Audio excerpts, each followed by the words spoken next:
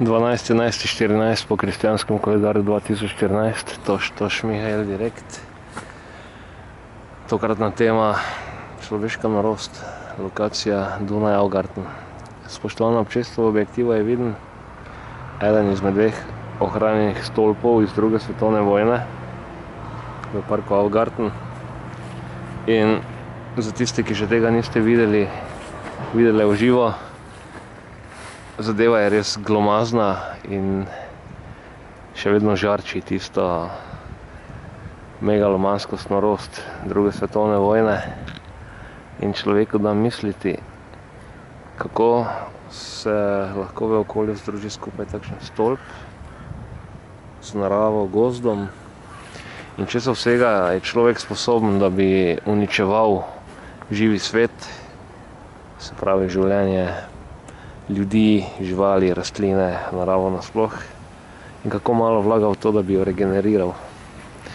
In na tem mestu pozivam, da čim prej v glavi preklopimo to svoje zavedanje v smeri, da smo del narave in da nas brez narave ni in da nenazadnje narava drži roko nad nami, da nas lahko izklopi kadarkoli hoče in res poskrbimo, da so to vrstne zgradbe in še vse, kar je v tem kontekstu širšega v našem zavedanju nekaj, česar ne bi smelo biti.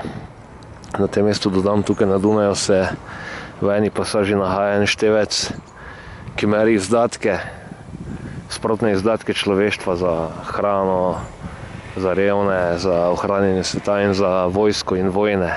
In ta števec za vojsko in vojne drvi, tako pogovorno rečeno, neskončno hitro, medtem ko ostali so mnogo počasnejši in dejansko se kljub lekciji iz druge svetovne vojne človeštvo ni naučilo tistega, kar bi se moralo.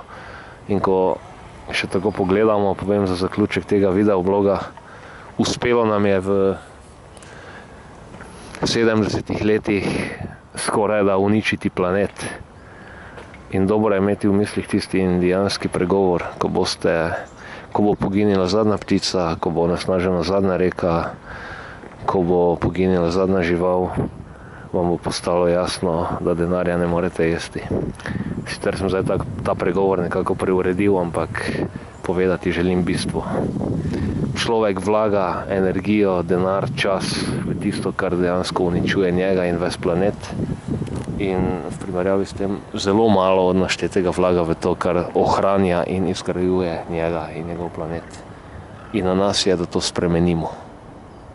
Amen.